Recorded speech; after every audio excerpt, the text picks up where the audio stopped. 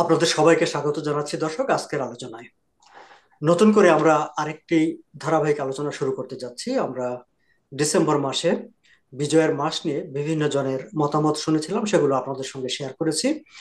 আবারও আমাদেরকে মুক্তিযুদ্ধের কাছে ফিরে যেতে হচ্ছে, 72-এর সংবিধানের কাছেই ফিরে যেতে হচ্ছে। 72-এর সংবিধান, মুক্তিযুদ্ধ, মুক্তিযুদ্ধের মৌল নীতিমালা, সেগুলো নিয়ে আমাদের কথা বলতে হচ্ছে। আপনারা জানেন, অন্তর্বর্তী সরকারের বর্তমান যে একটি সংস্কার কমিশন গঠন করেছে, এবং সংবিধান সংস্কার কমিশন তাদের একটি রিপোর্ট ইতিমধ্যে সরকারের কাছে জমা দিয়েছে। সেই রিপোর্টে তারা স্পষ্টতই মুক্তিযুদ্ধের মাধ্যমে অর্জিত 1972-এর যে সংবিধান, সেই সংবিধানকে আক্রমণ করেছে। সেই সংস্কার কমিশনের সুপারিশে স্পষ্টতই মুক্তিযুদ্ধকে আক্রমণ করা হয়েছে। আমার কাছে সেরকমটি মনে হয়েছে। এই বিষয় নিয়ে আমি নানা পেশার নানা স্তরে সুধীজনদের মতামত জানার চেষ্টা করছি। আজকে আমার আমন্ত্রণে আমাদের সঙ্গে আলোচনায় যুক্ত হয়েছেন আমিনুর রহমান সোহেল। আমিনুর রহমান সোহেল মূলত একজন কবি, সাংস্কৃতিক সংগঠক, সাংস্কৃতিক কর্মী। তিনি বসবাস করেন টরন্টোয়। আমিনুর রহমান সোহেল, আপনাকে স্বাগত জানাচ্ছি। ধন্যবাদ জানাচ্ছি যে আপনি আমার সঙ্গে এই বিষয়টি নিয়ে কথা বলতে সম্মত হয়েছেন, সেজন্য। ধন্যবাদ সাগর ভাই। আমার মতো একজন সামান্য লোককে আপনি আপনার এই অনুষ্ঠানে আমন্ত্রণ জানিয়েছেন, আমি যুক্ত হয়েছি, এই জন্য আপনাকে অনেক ধন্যবাদ। আমরা একেবারে মূল আলোচনায় যদি চলে যাই, আপনি নিশ্চয়ই খেয়াল করেছেন আমি ভূমিকাতে যেটি উল্লেখ করেছি, যে অন্তর্বর্তী সরকারের সংবিধান সংস্কার কমিশন 72-এর সংবিধানের তিনটি মৌল নীতিমালাকে বাদ দেওয়ার সুপারিশ করেছে। আমরা প্রায় এই সরকারের বিভিন্ন পদক্ষেপে, বিভিন্ন কথাবার্তা, বিভিন্ন কর্মকাণ্ডে আমাদের কাছে এরকম এরকম একটা ধারণা তৈরি হয়েছে যে বর্তমানে যারা ক্ষমতায় আছে বা বা তাদেরকে যারা পৃষ্ঠপোষকতা দিচ্ছে, যে শক্তিগুলো, তারা সবাই মিলে আসলে আমাদের মুক্তিযুদ্ধকে একরকম হেয় করার চেষ্টা করছে, মুক্তিযুদ্ধকে আক্রমণ করার চেষ্টা করছে, কিংবা যদি বলি যে আসলে 1971-এর মুক্তিযুদ্ধকে তারা মুছে ফেলার চেষ্টা করছে। আমাদের কাছে এরকমটি মনে হচ্ছে। আপনি এই বিষয়টাকে কিভাবে ব্যাখ্যা করবেন, কিভাবে দেখবেন? ধন্যবাদ সাগর ভাই, আপনি যথার্থই বলেছেন যে এই সংবিধান সংস্কারের যে প্রস্তাবনাটি এসেছে, এটা দিয়ে একেবারে বাংলাদেশের ভিত্তিমূলে একাত্তরের মূল চেতনাকে একেবারে কুঠারাঘাত করা হয়েছে নির্দয়ভাবে। আমি মূল প্রশ্নের উত্তর দেবার আগে একটু ভূমিকা দিয়ে নিতে চাই। সংস্কার আসলে একটি ব্যাপক শব্দ, এর অর্থ ব্যাপক। আমরা সংস্কার কখন করি? যেমন ধরুন, একটা বিল্ডিং, একটা ব্রিজ, একটা রাস্তাঘাট সংস্কার কখন করি? যখন সেটা আর নিরাপদ না, চলাচলের কিংবা ব্যবহারের অনুপযুক্ত, স্ট্রাকচারালি ভালনারেবল, তখনই তো আমরা সংস্কার করি, তাই না? বাংলা, তাই না? এখন কথা হচ্ছে, বাংলাদেশের সংবিধানের সংস্কারের কি হলো হঠাৎ করে? আমরা জানি এই রিপোর্টটি আসছে, এই সংস্কার প্রস্তাবনাটা গত কয়েক মাস ধরে আমরা জানি। এটাও অপ্রত্যাশিত ছিল না, কিন্তু এটা যে কিভাবে আসবে সেটা আমরা জানতাম না। আমরা 12 তারিখে সেটা জানলাম, এবং জেনে মর্মাহত। বাংলাদেশের সংবিধানে এমন কি হয়েছে যেটা সংস্কার করা খুবই জরুরি ছিল? সংস্কার তখনই প্রয়োজন হয় যখন একটি দেশে সুশাসন এবং ন্যায় বিচারের অভাব হয়। বাংলাদেশে সেটা ছিল। কিন্তু আমরা যদি পরিষ্কারভাবে বুঝতে চাই, ওই সুশাসনের অভাব এবং ন্যায় বিচারের অভাব, দুঃশাসন, দুর্নীতির মূল কারণ কি? সেটা কি সংবিধান? মোটেই না। সেটা প্রয়োগ।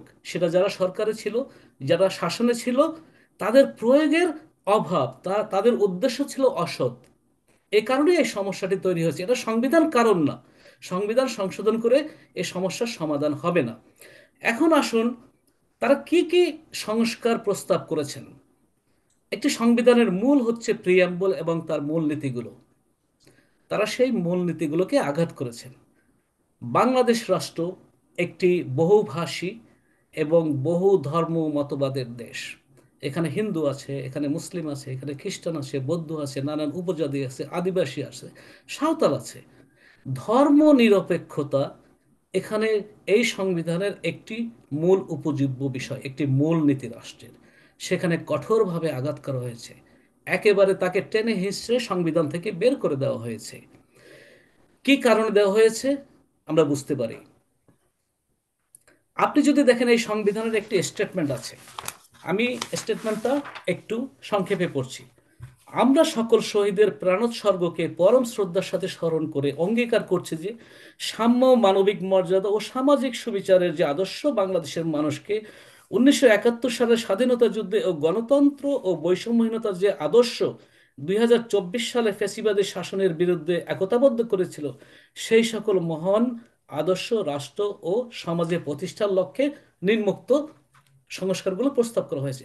আপনি এখানে একটু খেয়াল করে দেখেন, তারা 1971-এর মতো মহান বিজয় সংগ্রামকে 2024 সালের একটি সরকারকে হটানোর আন্দোলনের সঙ্গে একই মর্যাদায়, একই লাইনে, একই জায়গায় বসিয়েছে। কত বড় একটা ভয়ঙ্কর ব্যাপার! খুবই উনিশশো আপত্তিকর এবং ভয়ঙ্কর। ভয়ানক ব্যাপার। 1971 এবং 2024 কি কোনো ক্রমেই, কোনো স্কেলেই, কোনো বিবেচনাতেই কি এক হতে পারে? অবশ্যই না। একটা দেশের অন্য একটা দেশের পরাধীনতার নাগপাশ থেকে ছিনিয়ে আনা একটা মানচিত্র তৈরি করা, 30 লক্ষ শহীদ, 2 লক্ষ মা বোনের ইজ্জতের বিনিময়ে একটি দেশ লাভ, যে দেশের কারণে, যে স্বাধীনতার কারণে আজকে আমরা বুক ফুলে বলতে পারি আমরা বাংলাদেশের নাগরিক, তাকে 2024-এর মতো একটি সরকার পতনের আন্দোলনের সঙ্গে সমমর্যাদায় বসিয়েছে। কত বড় ভয়ঙ্কর ব্যাপার! এর পিছনে একটি গভীর উদ্দেশ্য নিহিত আছে, আমরা সেটা নিয়ে আলোচনা করব। সংবিধানের এই আমি যেটা সারসংক্ষেপটা আমি পড়েছি, এটা 9 পৃষ্ঠার একটা সারসংক্ষেপ। কোনো কোনো ক্ষেত্রে এটাকে এটাকে আমার ভয়ানক একটি অসৎ উদ্দেশ্য প্রণোদিত, একটি মেড টু অর্ডার, আমরা যেটাকে বলি ফরমাইশি কাজ, সে ধরনের একটি ফরমাইশি কাজ এটা। এবং কোনো কোনো ক্ষেত্রে এটা হাস্যকর বটে। সেই প্রসঙ্গে আমরা আসব। আপনি যদি আমাকে সুযোগ দেন, আমি এতটুকু বলে নিতে চাই। এখন একটা প্রশ্ন, সেই সংস্কারটা কেন, তাই না? পৃথিবীতে অনেক কিছু আছে, বাংলাদেশে অনেক সমস্যা আছে। দ্রব্যমূল্যের ঊর্ধ্বগতি, সুশাসন নেই, প্রতিদিন মানুষ মারা যাচ্ছে, চাকরির অভাব, চাকরি তৈরি হচ্ছে না, বেকারত্ব বাড়ছে, দারিদ্র্য বাড়ছে। এত সমস্যা রেখে হঠাৎ কেন উঠে পড়ে লেগেছে এই সংবিধানের সংস্কারটা কেন সংস্কারের জরুরি? কারণে? কি উদ্দেশ্য? এটা তো বুঝতে হবে কি উদ্দেশ্য। কত বড় বড় সমস্যা আছে, তার ধারে পাশ দিয়ে যাচ্ছে না। ভ্যাট বাড়িয়ে দিয়েছে, মানুষের উপরে করের বোঝা চাপিয়ে দিয়েছে, বলে কোনো সমস্যা হবে না। কি হাস্যকর ব্যাপার! আপনার সমস্যা হবে না, আপনি উপদেষ্টা। আপনার সমস্যা হবে না, আপনি সমন্বয়ক, অনেক নতুন নতুন আপনার ভাগ্যের উদয় হচ্ছে, আপনি অনেক কিছু করছেন। আপনাকে আপনাকে আপনার সমস্যা উপহার দেওয়ার মতো মানুষের অভাব নেই, আপনাকে মানুষ অভাব নেই। মানে কোটি আপনারা টাকার গাড়ি রাতের উপহার আধারে, দিবে। সকালবেলা গাড়ি পাচ্ছেন, হেলিকপ্টার পাচ্ছেন। সমন্বয়কের নামও আমরা জানি না, হয়তো সহ সহ সহ সমন্বয়ক, সে হেলিকপ্টারে করে ঘুরে বেড়াচ্ছে। কোত্থেকে আসছে এই মাল করি? আর ভ্যাট বাড়ালে আপনি বলছেন মানুষের সমস্যা হবে না। আপনি তো ওই দিন মজুরের কথা জানেন না, আপনি তো ওই শ্রমিকের কথা জানেন না, আপনি গার্মেন্টস শ্রমিকের কথা জানেন না, কৃষকের কথা জানেন না। আপনি বলছেন সমস্যা হবে না।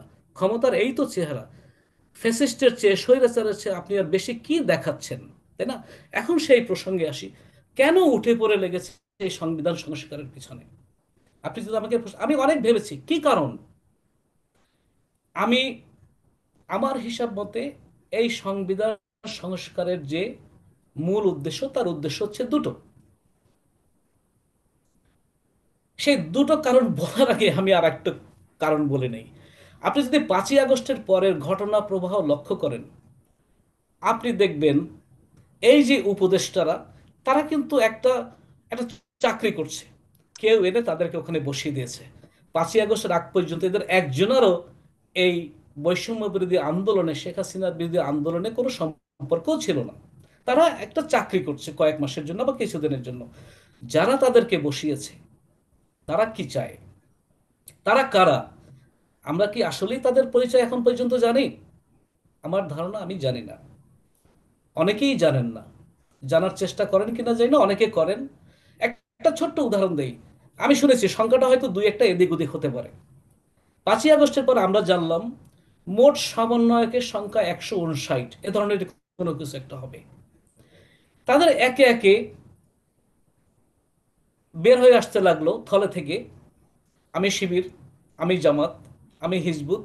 100-র উপরে বের হলো। এই 159 জনের মধ্যে তারা জামাত শিবিরের সঙ্গে সংশ্লিষ্ট। এখন এই বাদ বাকি যারা 50-এর অধিক আছেন, তারা আসলে কি, আমরা এখনো জানি না। এটাও তো সম্ভব হতে হবে ভবিষ্যতে একদিন তারাও তাদের প্রকাশটা, তাদের নিজেদের পরিচয়টা প্রকাশ, হে আমি এই এতদিন বলিনি মেটিকিউলাস প্ল্যানের কারণে, কোনো একটা গোপন কারণে আমার পরিচয়টা দেয়নি, কারণ আমি আমার পরিচয় দিলে এই কাজগুলো হতো না। অর্থাৎ তারা, আমি যদি জামাত শিবির পরিচয় দিতাম তাহলে শেখ হাসিনাকে হটানো যেত না। আবার আপনারা হয়তো 6 মাস পরে কেউ বলবেন, আমরা এতদিন আমি যে হিজবুত তাহারের, আমি যে জঙ্গি, আমি এই পরিচয়টা দেইনি কারণ এই পরিচয়টা দিলে ওই কাজগুলো করা যেত না। আমরা জানি না তাদের আগের পরিচয়। এখন আসে দুটো কি কারণ। প্রথম একটা কারণ, আপনি যদি দেখবেন 7-ক এবং 7-খ অনুচ্ছেদটি উচ্ছেদ করে দেওয়া হয়েছে সংবিধান থেকে।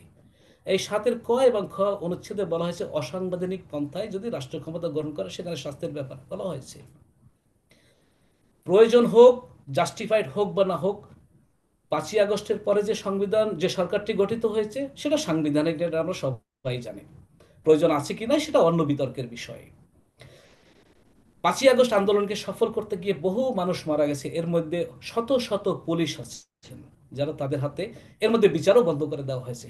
আপনি কোনো একটা সভ্য রাষ্ট্রে কোনোদিনই চিন্তা করতে পারবে না একজন মানুষ, সে যে মত, মানে যে খুনের পথ, বিচার হবে না, এটা কোনো সভ্যতার কোনো কিছুতে পড়ে না, কোনো কোনো বিবেচনা। সভ্য রাষ্ট্রে এটা হতে পারে না। সে আমার শত্রু হোক, সে খুনি হোক, সে ডাকাত হোক, সে অপরাধী হোক, তাকে যেই মারুক তার শাস্তি হতে হবে। এরা সেই শাস্তিটা বন্ধ করে দিয়েছে। দুটো উদ্দেশ্যের, একটা হচ্ছে ক্ষমতার যদি কোনদিন পট পরিবর্তন হয়, ভবিষ্যতে যেই আসুক, এরা যাতে নিরাপদ থাকে যা করেছে এই কর্মকাণ্ড থেকে বাঁচার একটা উপায়। উদ্দেশ্য নাম্বার ওয়ান। উদ্দেশ্য নাম্বার টু, উদ্দেশ্যটা, দ্বিতীয় উদ্দেশ্য বলার আগে আপনাকে একটু বলে নেই। আজ প্রায় 5 মাস 10 দিন হলো এই তত্ত্বাবধায়করা এবং তাদের নিয়োজিত উপদেষ্টারা ক্ষমতায় আছে। আপনি নানান সময় শুনেছেন আওয়ামী লীগ তখন প্রশ্নের বাইরে, তাদেরকেও দু চোখের বিষ, এবং বিএনপির সঙ্গেও তাদের অনেক দ্বিমত হচ্ছে, টানাপোড়েন মতবিরোধ চলছে। হচ্ছে বিভিন্ন বিষয় নিয়ে। আপনি কি কখনো খেয়াল আমি নিশ্চয়ই, আমি জানি আপনি খেয়াল করে দেখেছেন, একটা শ্রেণীর সঙ্গে এই সমন্বয়ক বা এই উপদেষ্টাদের 1%ও কোনো মতবিরোধ হয়নি এবং কোনো ধরনের সমস্যা তৈরি হয়নি। তারা কারা? জামাত শিবির, বিভিন্ন ইসলামিক এবং মৌলবাদী শক্তির সঙ্গে তাদের এখন পর্যন্ত কোনো ধরনের কোনো সমস্যা হয়নি। এবং আমার মনে হয় এই সমন্বয়কদের পিছনে, এই পট পরিবর্তনের পিছনে যারা মাস্টার মাইন্ড, যারা অর্থ সম্পদ দিয়ে সাহায্য সহযোগিতা করেছেন, তারাই তো আসলে এখন পর্যন্ত পিছন থেকে কলকাঠি নাড়ছেন। আমরা সামনে থেকে যাদেরকে দেখছি তারা আসলে মাঠের খেলোয়াড়, তারা প্ল্যানার না, তারা নীতি নির্ধারণী কেউ না। এই নীতি নির্ধারণী পর্যায়ের আমার ধারণা এটা অলরেডি নির্ধারিত যে তারা বাংলাদেশকে একটা ভিন্ন পথে নিয়ে যেতে চায়। সেই বাংলাদেশটা কোন বাংলাদেশ? সেই বাংলাদেশটা অনগ্রসর, মৌলবাদে আক্রান্ত, জঙ্গি ধরনের, সভ্য সমাজ থেকে বিচ্ছিন্ন একটা দেশ। সেটাই তারা দেখতে চায়। কাজেই মুজিববাদী যে সংবিধানকে কবরস্থ করা হবে বলছে, এটা আসলে মুজিববাদী সংবিধানকে কবরস্থ করার প্রয়াস না, এটা বাংলাদেশকে কবরস্থ করার প্রয়াস। এই সংবিধান বাস্তবায়িত হলে এবং বর্তমানে যে রাজনৈতিক ধারা এবং চিন্তা চেতনা আছে সেটি যদি প্রতিষ্ঠিত হয়, বিজয়ী হয়, স্বাধীন সার্বভৌম বাংলাদেশ, 71-এর চেতনা, 52-র ভাষা আন্দোলন, মুক্তিযুদ্ধ সবই বৃথা হয়ে যাবে। বাংলাদেশ জঙ্গি, সাম্প্রদায়িক উগ্রতার একেবারে অন্ধকার গহ্বরে নিমজ্জিত হবে, এটাই আমার ব্যক্তিগত মতামত। এই এখন দুটোই উদ্দেশ্য। এখন এই যে আপনি একটা খুবই মানে ভীতিকর একটা ভবিষ্যতের চিত্র আপনি আমাদের সামনে আঁকলেন, যে যেই সংবিধান সংস্কারের যে প্রস্তাবনা করা হয়েছে, এই সংবিধান, এই সংস্কারগুলো যদি বাস্তবায়ন করা হয় তাহলে আমাদের সামনে একটা মানে কালো একটা অধ্যায়, কালো একটা সময় অপেক্ষা করছে। আমরা যারা মুক্তিযুদ্ধকে, 71-কে ভালোবাসি, আমরা যারা মনে করি যে বাংলাদেশ মানে 30 লক্ষ শহীদের রক্তের বিনিময়ে অর্জিত যে বাংলাদেশ, সেই বাংলাদেশে মুক্তিযুদ্ধ সমন্বিত থাকবে, আমাদের নাগরিক সমাজের আমাদের কি ভূমিকা পালন করা উচিত, আমরা কিভাবে আমাদের স্বপ্নের বাংলাদেশকে স্বপ্নের বাস্তবে রাখতে পারি? ওকে, খুব ভালো প্রশ্ন সাগর ভাই। জনগণ আসলে সবসময় একটা কাজই করতে পারে, ম্যাক্সিমাম জনগণ প্রতিবাদ করতে পারে, এটাই তাদের একমাত্র ভাষা, তাই না? আমি এখনো বিশ্বাস করি, দুটো প্রসঙ্গে আসি। এটা অত্যন্ত খুশির খবর যে বিএনপি এখন পর্যন্ত যে ধরনের রাজনৈতিক ফিলোসফি মেনটেন করছে এ ব্যাপারে, সেটা আমি খুব পজিটিভলি দেখি। আমিও খুব পজিটিভলি দেখি, আমি খুবই অ্যাপ্রিসিয়েট করি বিএনপির বর্তমান। খুবই অ্যাপ্রিসিয়েট করি বিএনপি। আসলে অনেক দিন পর আমি দেখতে পাচ্ছি একটা ম্যাচিউরড একটা দল হিসাবে সে অ্যাক্ট করছে, সে এটাকে ভালোভাবে হ্যান্ডেল করছে। এবং বিএনপিকে আমার ধারণা এরা পথের কাঁটাও মনে করছে, এখন বড় ধরনের একটা কাঁটা, এটা ছোটখাটো কাঁটা না। কারণ বিএনপি যদি এখন এদের সঙ্গে সায় দেয়, আর একে বাঁচানোর আর কেউ থাকবে না। কিন্তু এতটুকু বলতে পারি যে বিএনপি, আওয়ামী লীগ এই দলগুলোর মতো বড় যাদের গণভিত্তি আছে, আসলে তাদেরকে জনগণের বিরুদ্ধে যাওয়ার কোনো স্কোপ নাই শেষ পর্যন্ত। তারা ছোটখাটো ভুল ভ্রান্তি এদিক ওদিক যায়, কিন্তু তাদের মূল শক্তি তো আসলে গণভিত্তি, তারা জনগণের বিপক্ষে কোনোদিন যাবে না। কাজেই বিএনপি মুক্তিযুদ্ধের নেতৃত্ব দেয়নি, কিন্তু তার যে প্রতিষ্ঠাতা তিনি একজন সরাসরি সেক্টর কমান্ডার এবং মুক্তিযোদ্ধা। আমি এতটুকু বিশ্বাস করি শেষ পর্যন্ত বিএনপি অন্তত এই মুক্তিযুদ্ধের চেতনাটাকে, একাত্তরের চেতনাটাকে রক্ষার জন্য শেষ পর্যন্ত লড়বে, যখন আওয়ামী লীগ এই পর্যায়ে মাঠে নেই। দ্বিতীয়ত, আমি বোঝার চেষ্টা করছি জনগণের পালস। এই সংবিধান সংস্কারের রিপোর্টটা আসার পর আমি এমন কোনো মানুষের সঙ্গে দেখা পাইনি, এবং পত্রপত্রিকাতেও, যিনি এটা নিয়ে উচ্চাশা পোষণ করেছেন, খুব যে এটাকে খুব ভালোভাবে দেখছেন সেটা কিন্তু না। এটার যে অনেক দুর্বলতা আছে, এটা যে একটা ফরমায়েশি ডকুমেন্ট, এটা অনেকেই কিন্তু বিশ্বাস করে।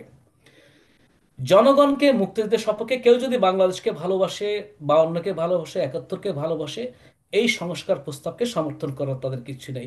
এবং আমি এতটুকু বিশ্বাস করি, সেই 47 থেকে শুরু করে আজ পর্যন্ত বাংলাদেশের মানুষ সমন্বিতভাবে কখনো কোনো খারাপ সিদ্ধান্ত নেয়নি, ভুল সিদ্ধান্ত নেয়নি।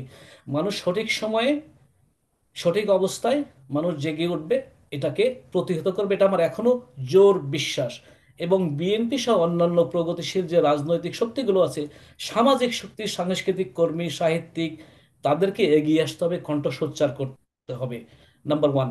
দ্বিতীয় ভালো খবর হচ্ছে, এই সংস্কার প্রস্তাবটি গায়ের জোরে বাস্তবায়ন করা সম্ভব হবে না। যদি গায়ের জোরে এটা বাস্তবায়ন করেও, সেটাও ভবিষ্যতে একটা বড় ধরনের অফেন্স হয়ে থাকবে। এটা তো আপনি ভালো করেই জানেন। আইনগত পন্থা হচ্ছে, ভবিষ্যতের যে সংসদ আসছে সেই সংসদের 2/3 সংখ্যাগরিষ্ঠ এটাকে অবশ্যই পাশ হতে হবে। এবং আমার বিশ্বাস, যদি সেই ইসলামী মৌলবাদী শক্তিগুলো ক্ষমতায় না আসে, আল্লাহ আমাদেরকে রক্ষা করুন, তাহলেও এই সংস্কার প্রস্তাব পাশ হবার বা বাস্তবায়ন হবার সম্ভাবনা খুবই ক্ষীণ। এটাই হচ্ছে আশার বাণী। কিন্তু আমাদের কণ্ঠ সোচ্চার রাখতেই হবে, আমাদের কথা বলতে হবে, আমাদের প্রতিবাদ করতেই হবে। এটা তারাও বুঝে গেছে, এটা বাস্তবায়ন করা খুব সহজ হবে না। কিন্তু একজন মানুষ যাকে দিয়ে এই কাজটা করা হয়েছে, উনি কে? উনি কি একজন সংবিধান বিশেষজ্ঞ? বাংলাদেশে কি সংবিধান বিশেষজ্ঞের অভাব পড়েছে? আপনি একটা চিন্তা করেন, ডক্টর কামাল হোসেন বাদে দিলাম, এখনো কিন্তু উনি কর্মক্ষম আছেন। তা প্রথমে তো ডক্টর শাহদিন মালিককে কমিটির চেয়ার করা শাহদিন হয়েছিল, মালিককে তিনি। করা হয়েছিল, এবং উনি হয়তো বুঝতে পেরেছেন যে কি হতে যাচ্ছে, সেজন্যই উনি তো সসম্মানে ওখান থেকে বের হয়ে এসেছেন। আপনি শাহাদিন মানে আরো কিন্তু সংবিধান বিশেষজ্ঞ বাংলাদেশ, আমি বিশ্বাস করি বাংলাদেশে অন্তত কমপক্ষে ভালো মানের কমপক্ষে 10 জন 11 জন সংবিধান বিশেষজ্ঞ আছেন, অবশ্যই আছেন, অবশ্যই আছেন। মিনিমাম, একেবারে কম না হলেও 10-11 জন ভালো, আমি অনেকের নাম জানি যারা সংবিধান বিষয়। সেখান থেকে রাষ্ট্রবিজ্ঞানের একজন অধ্যাপক, এবং যিনি আমেরিকা কোন দেশে সরকার ফেলে দিতে হবে, রেজিম চেঞ্জ করতে হবে, সেই নিয়ে যিনি গবেষণা করেন, সে ধরনের একজন লোককে উড়িয়ে এসে জুড়ে বসে দিয়ে একটা সংবিধান, একটা ফরমাইশে একটা সংবিধান সংশোধন করা, এটা যে মতলববাজি ছাড়া আর কিছু না, এটা আমি বুঝি, এটা লক্ষ কোটি মানুষও বুঝে। কাজে এই কাজটা সহজ হবে না। আমি আশা ছেড়ে দেয়নি, আমি এখনো আশা করি যে এই কুমতলব বাস্তবায়ন হবে না, হওয়া সম্ভব না, এবং খুব কঠিন আমরাও হবে। আশা করি যে এই কুমতলব, যেটি আমিনুর রহমান সোহেল বললেন, সেই কুমতলব বাস্তবায়িত হবে না। এবং তা সত্ত্বেও আমাদেরকে এর বিরুদ্ধে কথা বলে যেতে হবে, আমাদের কণ্ঠ সোচ্চার রাখতে হবে। আমার মনে হয় যে আপনার আর বিশেষ করে যদি জি বক্তব্য জি। না থাকে, আমরা এখানে শেষ করব। আপনি কি আর বিশেষ কিছু বলবেন? না, কিছু না, আমি বলি যে দুই একটা হাস্যকর ব্যাপার আছে, সেটা দিয়ে শেষ করি, তাই জি, না? ওকে। জি। আপনি দেখবেন এখানে নির্বাচন সংক্রান্ত দুটো আছে, যে আইনসভার ব্যাপারে দুটো প্রস্তাব করেছে। একটা হচ্ছে আলী রিয়াজ আমেরিকান সিটিজেন, ওই আমেরিকাকে এখানে এখানে নিয়ে আসতে চাচ্ছেন। একটা ন্যাশনাল অ্যাসেম্বলি বা নিম্নকক্ষ আর একটা সিনেট। বাংলাদেশের প্রেক্ষাপটে এই জিনিসটা কতটুকু যুক্তিযুক্ত?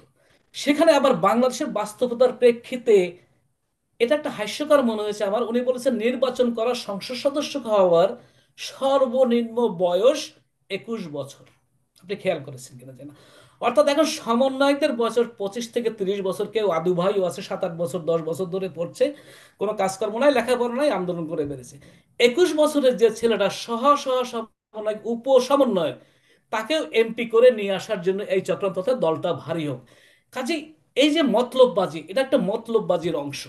বাংলাদেশের প্রেক্ষাপটে আপনি বিশ্বাস করেন 21 বছরের একটা ছেলে যে অনার্স সেকেন্ড ইয়ার বা থার্ড ইয়ারে পড়ে, সে এমপি হয়ে সংসদে আসবে এবং দেশ চালাবে, আইন প্রণয়ন করবে? আপনি কতটুকু বিশ্বাস করেন এটা বাস্তবসম্মত? এ কিন্তু ধরনের আরো কয়েকটা ধারা আছে, হাস্যকর, একেবারে হাস্যকর। এটা আমি মনে করি একটা joke. This reform proposal is a joke, ঠাট্টা। জনগণের সঙ্গে বাংলাদেশের সঙ্গে একটা ঠাট্টা, বাট সিরিয়াস ব্যাপারটাও আছে।